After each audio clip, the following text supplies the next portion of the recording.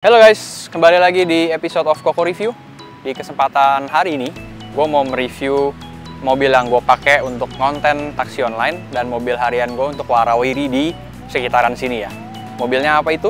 Ini dia guys. Nissan March tahun 2014 yang 1500 cc.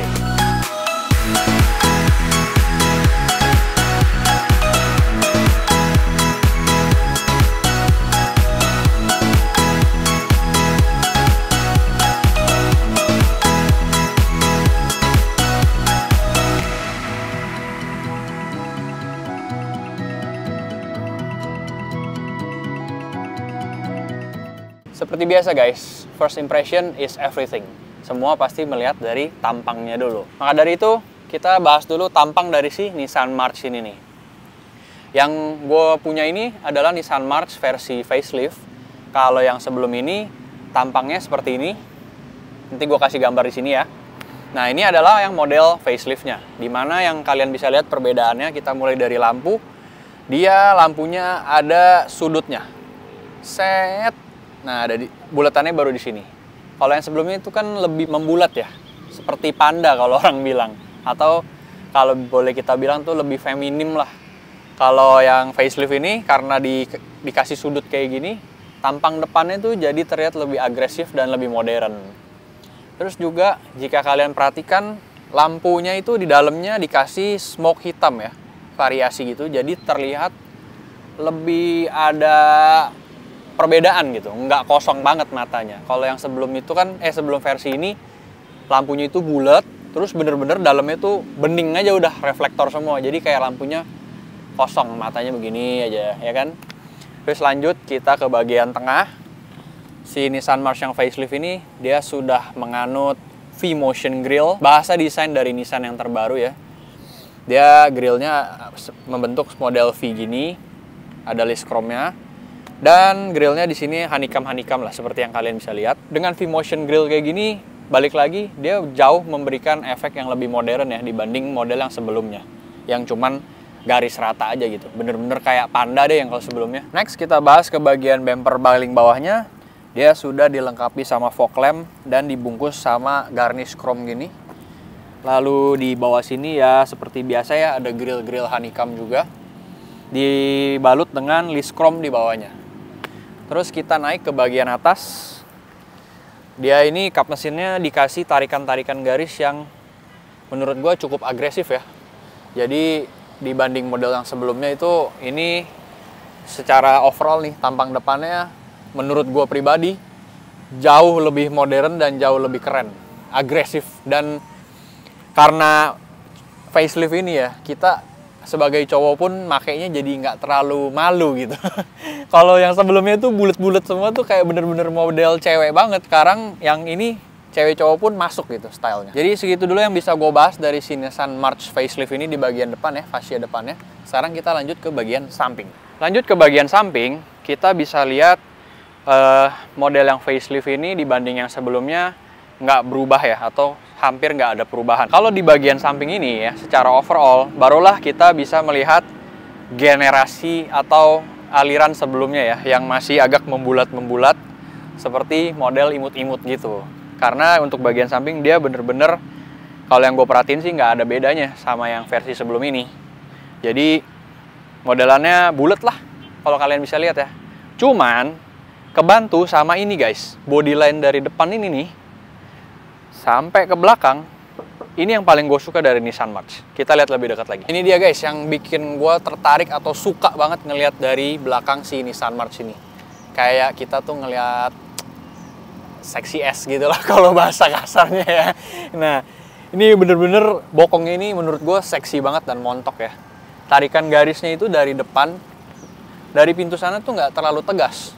Begitu sampai di fender sini nih, ini tarikan garisnya tuh tegas banget dan membuat efek tuh jadi kayak mobilnya berotot gitu. Ibarat kayak orang nge-gym tuh backnya jadi gitu. Ada sayapnya di sininya nih. Ini gue demen banget sumpah. Sama bagian bempernya. Bempernya ini ibarat ya bagian pantatnya kita lah ya. Dia tuh lebih bahenol guys. Tapi kalau secara desain dari bumper ya, Memang dia nggak ada perbedaan yang signifikan juga sama versi sebelumnya. Karena tadi gue saking antusias banget memperlihatkan kebah yang Nolan si mobil ini ya dari sisi sini, gue sampai lupa ngebahas dari kaki-kaki, sektor kaki-kakinya ya. Untuk kaki-kaki ini sudah nggak standar ya. Kalau untuk velg bawaannya dia masih velg alloy biasa dengan warna single tone, warna silver. Nanti gue tunjukin di sini ya. Dan profilnya itu tapaknya 175/60. Lalu ringnya 15 kalau yang originalnya. Nah kalau untuk yang sudah diganti ini, untuk ringnya tetap sama di ring 15, tapi profil bannya itu di 185, lebih lebar. Jadi nanti view dari belakangnya tuh bisa lebih montok lagi dan lebih keker guys. Untuk tebelnya gue memakainya tetap sama ya, di 60 profil ketebalan bannya. Seperti inilah kalian bisa lihat, jadi lebih maco ya dibanding pakai pelek yang standarnya. Lanjut ke bagian belakang. Bagian yang gue bilang tadi, bagian seksi es. Kita bahas dulu dari atas ya. Di sini udah dilengkapin sama roof spoiler dengan LED high mounted brake lamp di sini. Lalu untuk bagian kacanya sudah ada rear defogger juga. Terus dilengkapin sama rear wiper. Turun ke bawah, dia sudah pintu bagasinya dilengkapin sama tuas ya. Jadi nggak perlu repot-repot dari depan atau pakai kunci. Ini tinggal tarik, lepas. Bagian bawah lagi, di sini untuk yang facelift dia dilengkapin sama aksesoris tambahan nih. Kalau sebelumnya gue kasih unjuk lagi di sini ya, aksesoris ini tuh nggak ada. Jadi pintu bagasinya tuh flat ke bawah, plek, terus matah ke bibir bagasinya seperti ini. Tapi karena ada aksesoris tambahannya, dia lakukannya jadi kelihatan lebih flowing atau lebih clean. Kalau kita ngebahas dari model bumpernya, hampir nggak ada bedanya dengan versi sebelumnya. Paling bedanya adalah dia sudah dilengkapin sama rear parking sensor. 1, 2, 3, 4. Mantap gak tuh? Mungkin saking bahenolnya mobil ini ya, jadi si pabrikannya gue kasih sensor daripada pantatnya kena mulu. Oh ya, gue lupa untuk dari bagian belakang kita bahas bagian lampu. Dia lampu malamnya dan lampu remnya sudah jadi satu di sini ya, dan full LED titik-titik. Untuk lampu sen masih bohlam biasa dan lampu mundurnya pun masih bohlam. Walk around dari bawah sudah. Gue mau ngunjukin kalian sesuatu yang unik dari mobil ini ya, yang nggak pernah atau hampir nggak gue temuin di mobil lain, yaitu kalian bisa lihat atapnya. Di sini dia dikasih 2 body line. Dan di bagian belakangnya ini dia ada garis body yang menurun gitu ya. Jadi mungkin ini fungsinya untuk aerodinamika si mobil ya. Jadi body line ini untuk membelah angin terus masuk ke sini. Jadi mobilnya itu lebih aerodinamis dan otomatis itu membuat jadi lebih stabil bawanya. Untuk antena masih antena model lama, antena panjang, tapi ini udah gue potong. Soalnya tadinya antenanya panjang banget sampai sini guys. Itu udah kayak sungut kecoa ya, kalian tahu kan, panjang banget. Ini jadinya gue potong sampai sini. Berhubung kita udah nggak pernah pakai radio lagi, gua sih lebih tepatnya ya, kalian nggak tahu deh. Gue udah nggak pernah pakai FM radio lagi, makanya gue potong aja dah. Cuman kemarin sempat gue tes, penangkapan signal FM radionya ternyata masih cukup bagus loh, walaupun udah gue potong kayak gini. Kita sudah selesai bahas eksterior. Sekarang kita bahas interiornya guys. Untuk interior, pertama-tama kita akan bahas dari lingkar setir. Dia masih membulat-bulat kayak gini ya modelnya. Dan ini belum dilapis sama kulit. Jadi masih setir karet atau polyurethane ya kalau nggak salah. Untuk bagian sini sudah dilengkapin sama steering audio, terbalik, audio steering switch. Ini volume up and down, ini buat maju mundur tracknya, dan ini untuk ganti-ganti source. Berikutnya setelah dari setir kita bahas ke bagian tengah. Ini udah dilengkapin sama kisi-kisi AC 2 dan dibalut trim-trim dari piano black seperti ini. Turun ke bawah, dia head unit sudah double din dan touchscreen ya.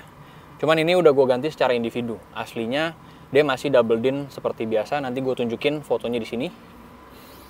Lalu turun ke bawah lagi, untuk pengaturan AC-nya sudah full digital climate control. Keren banget loh. Nih gue tunjukin ya. Untuk fan speed-nya ada di sini. Lalu untuk pengaturan suhu di sini. Dia bisa auto juga. Nah, kalau auto ini dia akan bukan menyesuaikan sih, maksudnya akan mendinginkan suhu ruangan dulu sampai ke derajat yang kita mau. Nanti kalau dia kira suhunya itu udah mencapai atau sesuai yang kita mau, dia akan otomatis turun sendiri nih fan speednya. Next, di sini udah dilengkapin AC depan nih, di kisi-kisi depan. Lalu tombol untuk rear defogger. Untuk mode AC-nya udah lengkap, AC atas, AC kaki, kaki doang, kaki dengan front defogger, dan atas. Untuk air recirculation-nya juga lengkap, bisa dari dalam atau dari luar.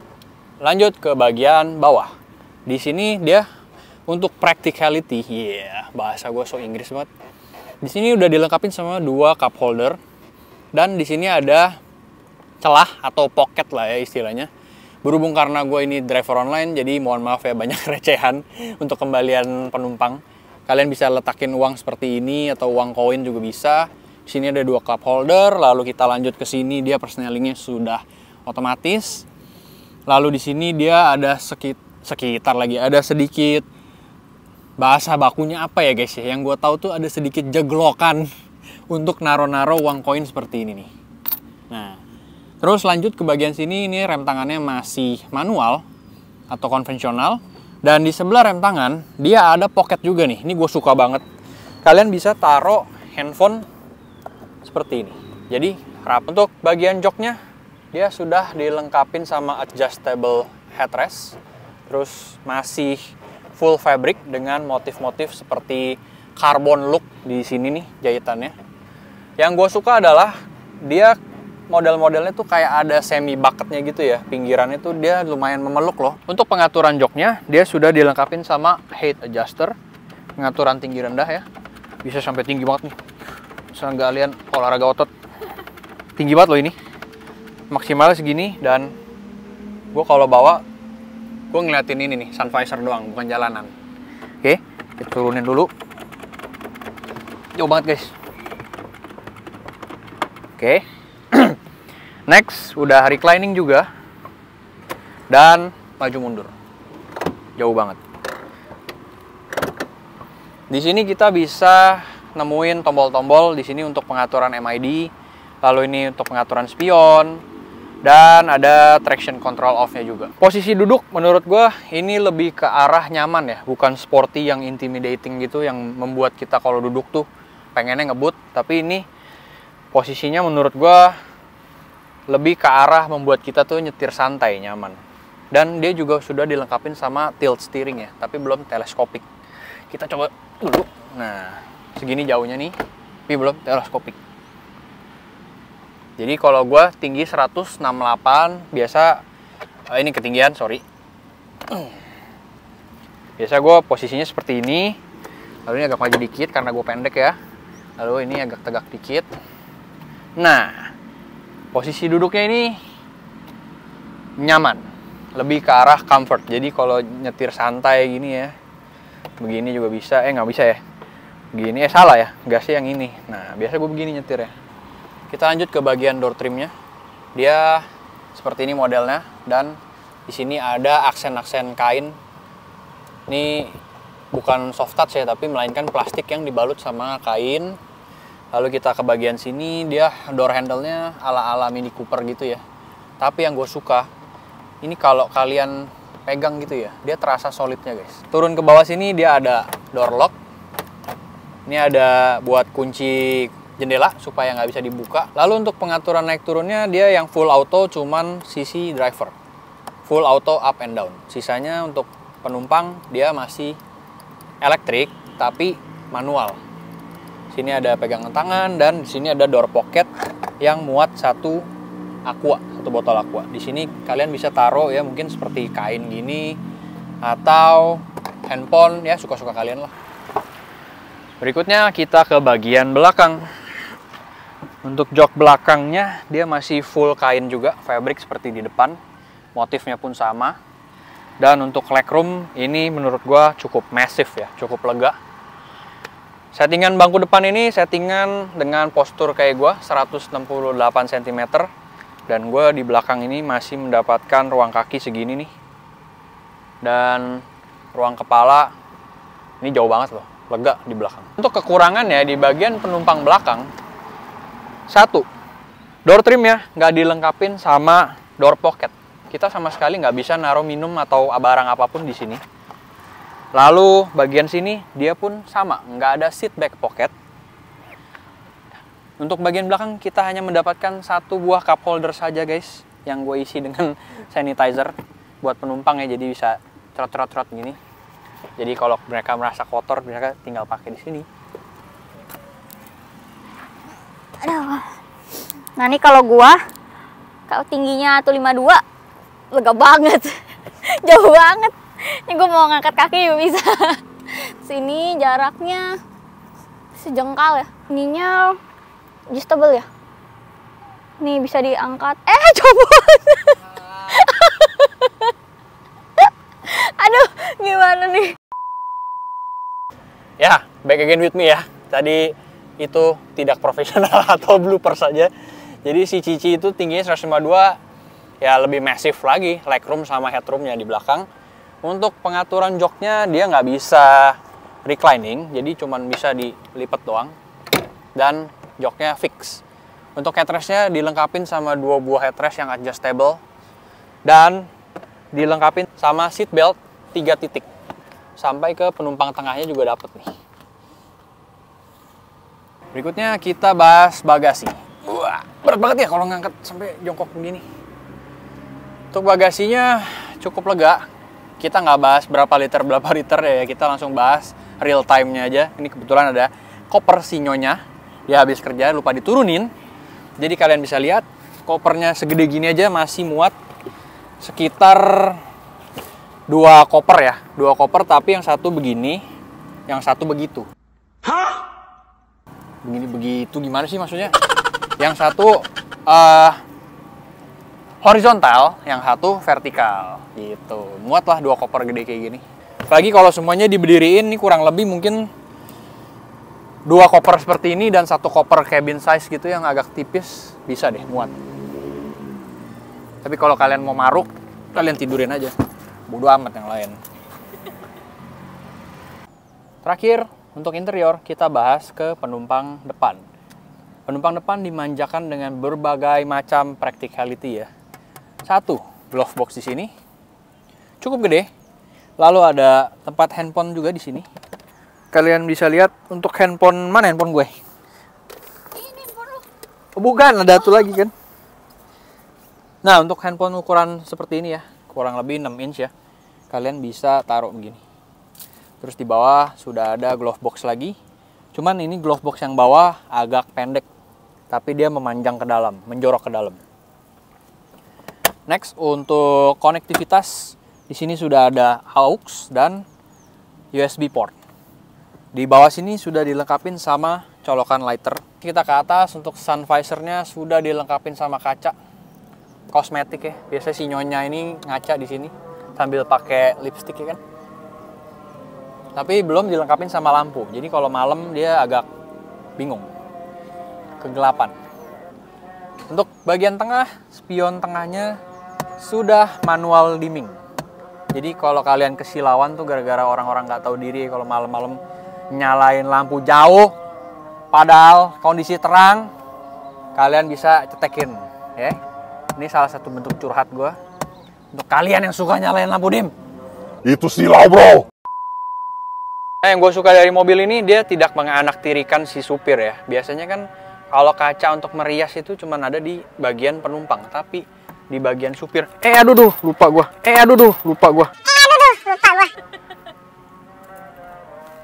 Nah, di bagian supir, dia dilengkapin sama kaca juga, men.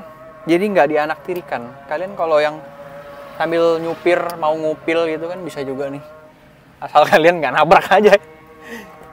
Terus, di sini juga dilengkapin sama sisipan ya, buat kartu flash juga bisa nih. Untuk bagian lampu kabinnya, dia 3 titik. Dan ini terang banget, guys.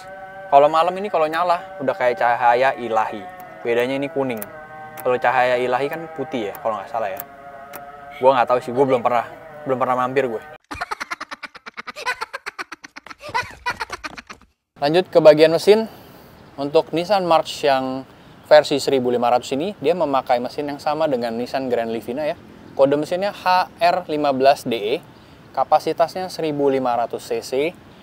Untuk spesifikasi powernya dibanding dengan yang March 1200, yang gua tahu tuh yang 1200 horsepowernya di 76 horsepower. Kalau yang 1500 ini dia 104 horsepower. Bedanya cukup jauh ya. Tapi yang gua herankan di bagian atau di sektor torsi dia sama. Yang 1200 dengan yang 1500 torsinya sama-sama 106 Nm. Kalian bingung? Gue pun sama. Tanyalah ke Nissan langsung ya. Oke. Segitu aja ya walk around dari Nissan March tahun 2014 versi yang 1500. Tapi jangan kecewa, videonya nggak sampai di situ aja. Sekarang gue mau bahas keunggulan-keunggulan apa aja yang dimiliki si Nissan March 1500 ini. Keunggulan nomor satu yang paling gue rasakan bedanya dibanding yang March biasa, mesinnya 4 silinder. Yang mana getaran dan suaranya jauh lebih minim dan lebih nyaman di kabin. Keunggulan nomor 2, lampunya sudah automatic guys. Jadi kalau gelap, dia otomatis menyala. Kalau terang, dia otomatis ya matilah. Dan yang gue suka lagi guys dari lampu otomatis ini, dia nyalanya itu pakai dimming. Kalian tahu artinya dimming? Dimming lagi. Jadi itu dong, apa? Siapa Beb? Siapa? Krunya EXO ya, Jimin ya? Itu BTS. Oh BTS!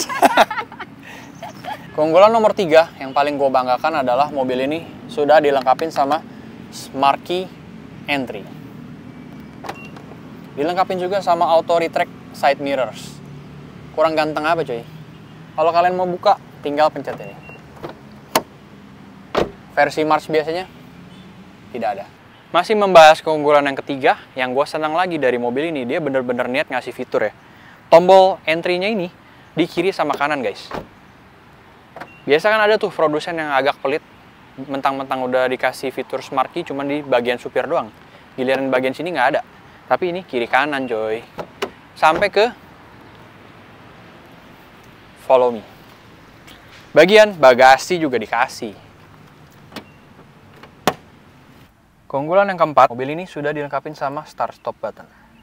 Dan kalau kita nyalain, spionnya auto ngebuka. Dia siap untuk melibas jalanan. Keunggulan berikutnya yang sangat-sangat gue banggakan dari mobil ini,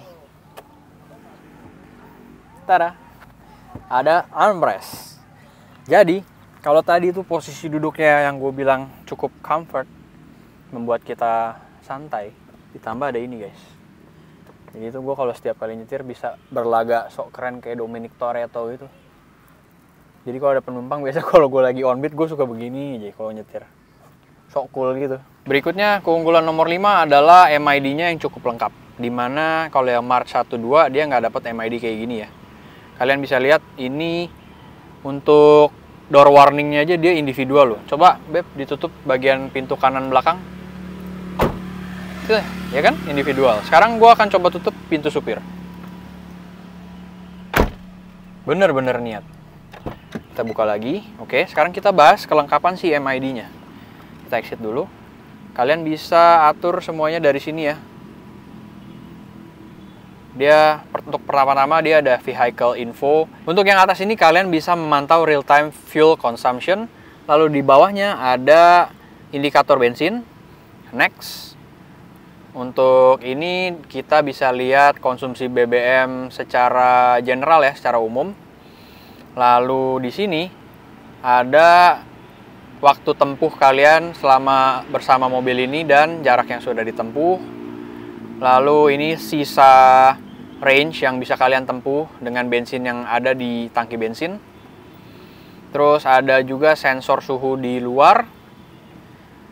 Dan ini banyak banget guys. Alert, ada time setting, ada maintenance. Ini kalian bisa diingetin kalau ganti oli mobil ya. Sisa, misalkan kalian baru ganti oli mobil, berarti kan 10.000 km kemudian kalian harus gantikan. Kalian bisa setting di sini nih. Kalian ganti 10.000. Lalu berikutnya untuk kalian, ini gue mau kasih unjuk ya. Untuk kalian para bucin, kalian bisa time setting. Lalu kalian bisa masukin birthday sama anniversary kalian ya. Untuk para buciners di luar sana, Kalian tinggal masukin aja, nanti mobilnya kasih peringatan. Birthday 1 kalian, birthday 2 pacar kalian, terus anniversary ya untuk cewek-ceweknya yang rese nih. Tuh wedding day juga ada nih. Bini gue lihat dah capek deh nih abis ini. Biar kalau ditanya mendadak nggak bingung ya. Nah, Hari ini hari apa nih? aduh langsung tahu dah dia. Ini mana sih backnya? Gue jadi bingung sendiri. Jadi sekian ya walk around dan beberapa keunggulan dari mobil ini. Sekarang terakhir gue akan mengajak kalian jalan-jalan untuk sharing-sharing impresi berkendara dari Nissan March 1500. Tadi kenapa gue tutup ya, orang mau jalan-jalan? Oke.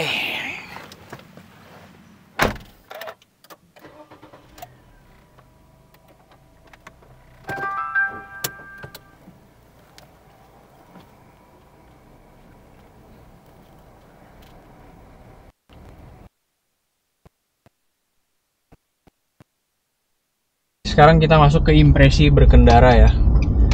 Untuk impresi dari kekedapan kabin, yang paling gue notice ya, itu kekedapan kabinnya cukup baik, khas Nissan. Jadi di kabin itu kita terasa lembut dan adem kuping, bener nggak? Ya kan? Dibanding sama mobil-mobil sekelasnya ya, kita ngomong dalam mobil sekelasnya, bukan di atasnya. Jangan bandingin mobil kayak gini dengan misalkan yang sedan luxury. Kita pokoknya ngomongnya dengan mobil sekelasnya. Nomor 1 poinnya kekedapan kabin bagus banget, khas Nissan. Adem banget kuping dan nggak ada suara-suara dari luar tuh, maksudnya bukan nggak ada ya, nggak terlalu tembus lah. Terus ini gue lagi berada di jalanan paving block. Biasanya kalau di mobil lain seperti sebelum ini gue pakai tuh Mirage, itu kan gelodakan banget ya kan. Tuh. Sampai bingung waktu pertama kali pakai tuh mobil, kok ini berisik amat. Iya, bahkan sampai beberapa kali penumpang atau saudara gue yang naik tuh nanya, ini mobil diganti ya knalpotnya?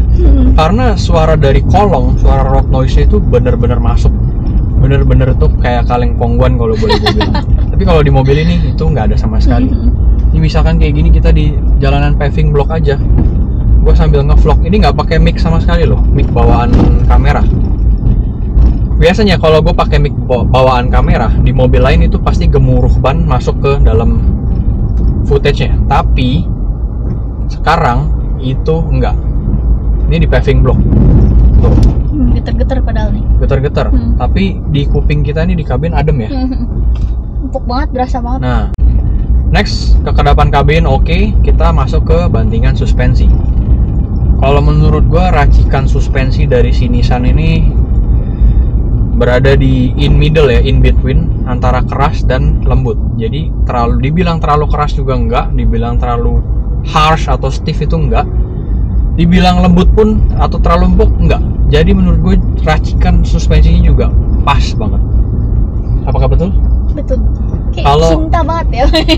Enggak, maksudnya tuh memang kalau mobil bagus kita bilang bagus ya kan. Tapi emang enak sih, nyetir juga enak banget. Ya kan, setirannya tuh pas gitu. Iya. Dibilang keras enggak, tapi pengendaliannya responsif. Biasa kan kalau agile gitu kan harus keras ya. Cuman kalau ini enggak. Iya. Kayak speed bump aja ya masih berasa empuk di speed bump pun. Nah, kalau sebagai perbandingan, mobil sebelum ini adalah Nissan lagi Mitsubishi Mirage yang kita pakai.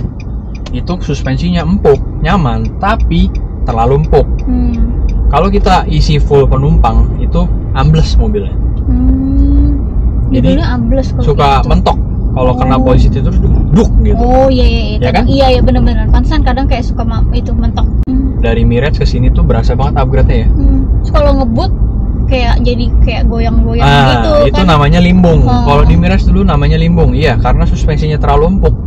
Dia tuh kayak geol-geol gitu mobilnya. Itu masalah itu nggak ditemukan di Nissan March ini. Menurut gua racikan suspensinya bener-bener pas.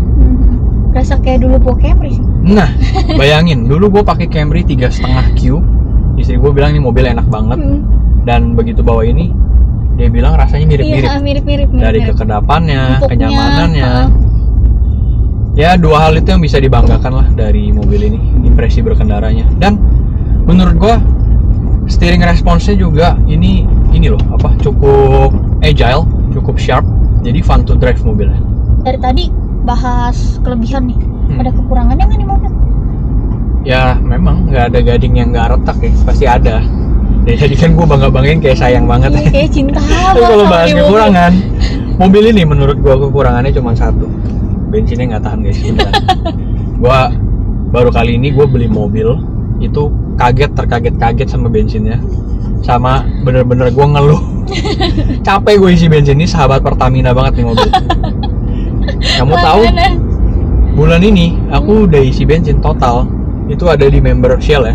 Kalau kalian nggak percaya nih, nanti gue munculin di sini ya history pembelian atau total poin pembelian bensin gue. Itu 293 liter. Kalau Shell itu setiap kita isi 1 liter dia akan dihitung 1 poin. Berarti kan di sini 293 poin itu 293 liter yang udah gue isi. Nah 293 dikali 12.630. 293 kali 12.630. Iya. 3,7. Ini buat Dalam berapa kilo nih? sebulan. Total jarak yang gue tempuh dalam bulan ini itu sekitar 2.500 sampai 2.800 lah ya. Pokoknya sekitar segitulah. Ya kalian bagilah. Anggaplah 2.800 bagi 293 berapa? Bagi 293. 9,5. Kalau rute campur mobil ini 1:10-an. Kalau rute dalam kota stop and go gitu-gitu bisa 1:8. Bener-bener mobil ini yang bikin sedih sih di bensin. Padahal dari tadi kamu review aku kayak wah bagus ya emang di Iya. mobilnya. Kayak gue jadi cinta, tapi kalau lihat bensinnya Sedih, menangis sedih ya. sih. Iyalah dia emang nggak tahu karena dia pakai bensinnya udah full. Begitu balik ke gue bensinnya udah kosong. Ya tapi dari kemarin kan ada bahas-bahas, jadi aku tiap nyetir tuh liatin bensin berkurang nggak nih gitu. Tapi memang jujur aja ya, ini kalau di tol pun gue pernah ngetes seirit-iritnya berdasarkan MID ya. Tol kosong, gue udah standby di 80, 100 kecepatannya ya. Itu paling top, paling the best 1:12 doang. Itu udah sama kayak Camry 3500 yang kita pakai. Bahkan kayaknya kalau di dalam kota dia lebih irit ya dulu ya. Apa karena mungkin dulu bensin masih lebih murah ya? Iya, dulu bensin kan, murah aja istilahnya kita pakai itu ya lumayan ngisi bensin mulu kan iya, hitungannya. Dia kurang lebih jadi kayak sama itu. Sama kayak itu, sorry terbalik. Kalau kemarin Mirage berapa? Kalau Mirage itu 1:12, untuk rute campur bisa 1:14. Jauh banget. Hampir 2 kali lipat. Tapi yang bikin aneh yaitu karena cc mobil ini cuma 1.500. Iya. Kenapa bisa seboros itu? Coba deh kalian yang punya mobil yang sama, apakah mengalami hal yang sama juga? Komen di bawah ya. Jadi gimana, kamu baru tahu kan sedihnya isi bensin? Semangat ya. Jadi gua sebagai seorang driver online sebulan ngisi bensin 3.700.000. Itu gua kerja cuma buat isi bensin doang berarti selama ini. Selain bensin ada minus lagi nggak? Ya kalau menurut aku pribadi sih hampir nggak ada ya. Paling karena ini versi yang paling tinggi, versi CBU-nya ya, versi full option. Kasusnya sama seperti Camry kita dulu. Spare part yang dipakai itu berbeda dengan versi biasa. Oh, jadi Otomatis pasti ya lebih mahal. Dan nggak ada spare part istilahnya OEM lah, KW2, KW Super tuh nggak ada. Harus yang full ori. Kemarin ganti engine mounting aja. Itu kalau untuk versi yang biasa 1.200, harganya cuma 350.000. Ini 1,2 juta belum sama pasang. Buset. 4 kali lipatnya. Tapi kalau secara spare part, jujur gue nggak terlalu kaget karena dulu ya itu karena pengalaman kita piara Camry yang full option. Jadi ya memang pasti ada harga yang harus dibayar sama mobil yang full option. Bener-bener yang bikin gua terkaget-kaget, terheran-heran ya cuman di sisi bensinnya aja. Karena ini tuh cc-nya cuman 1.500, yang mana mobil dengan cc yang sama tuh rata-rata bisa di 1:11, 1:12 dalam kota tuh masih dapet. Ini 1:8. Gimana kagak mabok? Sedan ya. Makanya. Dengan beli Camry aja tuh. Menarik. Tapi dari dulu emang gak kapok-kapok nih, tiap kali beli mobil selalu pasti yang nyarinya yang emang aneh-aneh. Ya. Yang selalu yang beda gitu. Makanya tiap kali beli-belinya ya mahal jajannya. Iya, ya karena kan aku hobi, jadi aku paham gitu. Oh, March ini ada versi paling lengkapnya nih. Kayak gue suka aja gitu beli mobil full option, berarti nggak ada yang ditrondolin. Dan biasanya tuh di Indonesia mobil yang full option itu justru harganya lebih jatuh dibanding mobil yang ini. Oh gitu, soalnya nggak umum gitu. Nggak ya, umum, orang nggak cari ya. orang nggak cari. Jadi dengan fitur-fitur yang jauh lebih lengkap, tapi harganya cuma beti doang, why not? Ya, tapi cuman kalau gue tahu sebelum ngangkat mobil ini bensinnya segitu borosnya sih, gue nggak bakal jadi beli kemarin. Yang 1.2 bensinnya boros juga apa nggak? Kamu tahu nggak? Nah, kalau yang 1.2 itu memang isunya juga tetap boros juga sih. Nggak Tapi tahu. Dulu Nissan Livina juga emang boros kan ya? Ya, pernah pakai Grand Livina yang 1.500 itu memang boros juga sih. Tapi kan kalau itu kan bodinya gede kan, aku pikir ya. Dan herannya waktu gua naik CC ke Livina yang 1.800 itu malah lebih irit loh. Birit Ingat nggak? Iya. Lebih irit, lebih irit. Iya, nggak Itu seboros ini sih. dalam kota bisa 19 guys. Ini 18. Itu dengan Beda CC dikit sih, 1.800. Iya, tapi dia kan gede. Nah, gede dan CC lebih gede. 19 itu lumrah gitu loh. Tapi untuk BBM boros itu mungkin ada beberapa faktor ya. Yang gua suspek itu dari mobil ini mungkin ada dua. Satu tuh dari matic-nya. Jadi automatic mobil ini atau transmisinya itu masih transmisi matic konvensional. Kalau yang sekarang tuh CVT. Jadi mobil itu getarannya RPM-nya tuh ngejaga di bawah 2000. Jadi halus banget. Nah, kalau mobil ini masih matic konvensional. Jadi tuh kalau di tol minusnya berasa banget guys. Kalau kalian udah mencapai 100 km per jam itu RPM udah di atas 2000 lebih. Mesinnya udah lumayan masuk ke dalam, suara mesinnya. Bukan suaranya, sorry, bukan mesinnya yang masuk ke dalam. Suara mesinnya lumayan masuk ke dalam kayak menggerung gitu. Nah, itu mungkin salah satu faktor yang membuat mobil ini jadi lumayan boros walaupun sudah dibawa di jalan tol yang kosong. Berarti kalau pantesan kayaknya kalau mobil CVT gitu pada lebih irit gitu ya? Iya, Ya, kayak Brio kita tuh yang 2017 tuh udah CVT kan adem, terus irit ya, bisa irit. 115. Banget itu sih. Karena putaran mesinnya dia ngejaga di bawah 2000. Walaupun kecepatannya tinggi. Ya nanti nyesuain sih bisa di atas 2000, tapi paling enggak pokoknya dia ngejaga putaran mesinnya itu rendah. Terus faktor lainnya yang kedua menurut gua adalah mobil ini mungkin karena sudah ganti velgnya lebih lebar tapaknya.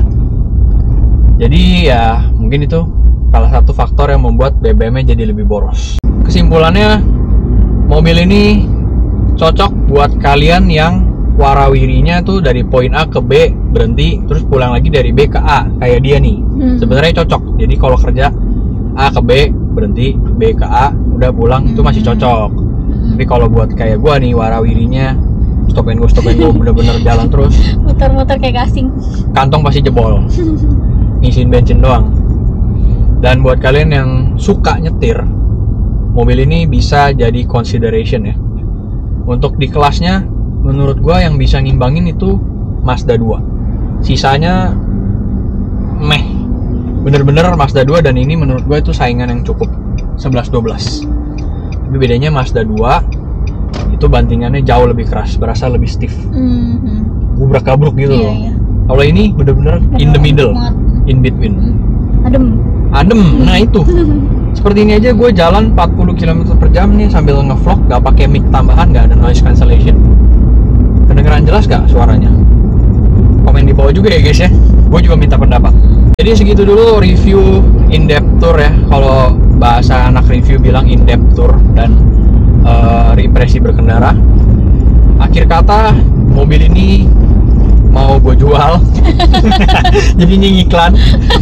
Mobilnya mau gue jual dan spek lengkapnya kalian bisa langsung mampir di sini nih, Instagram kita finestauto.i1. Bagi yang berminat bisa langsung kepoin ke Instagram aja guys. Dari Cici ini ada yang mau dibilang lagi? Apa ya? Ya kalau boros-boros beli mobil yang bagusan boleh. Racun emang ini. Biasanya kan punya istri tuh jadi apa ya? Badan keuangan gitu. Dikit aja udah ini malah dia sukanya tuh. Soalnya kan gue juga nyetir jauh-jauh lewat tol, butuh mobil yang enak gitu nyetirnya. Iya, dia tuh dari dulu memang salah satu faktor yang racun ini dia suka nyetir sendiri. Iya enak gitu me time nyetir. Dia pernah bawa Camry, pernah bawa BMW 46. dan itu dia suka banget. Sisanya dia bilang nggak enak kacau dong. Thank you for watching ya, semoga video gue bisa menghibur dan bermanfaat bagi yang nonton. I'll see you in The next video. bye.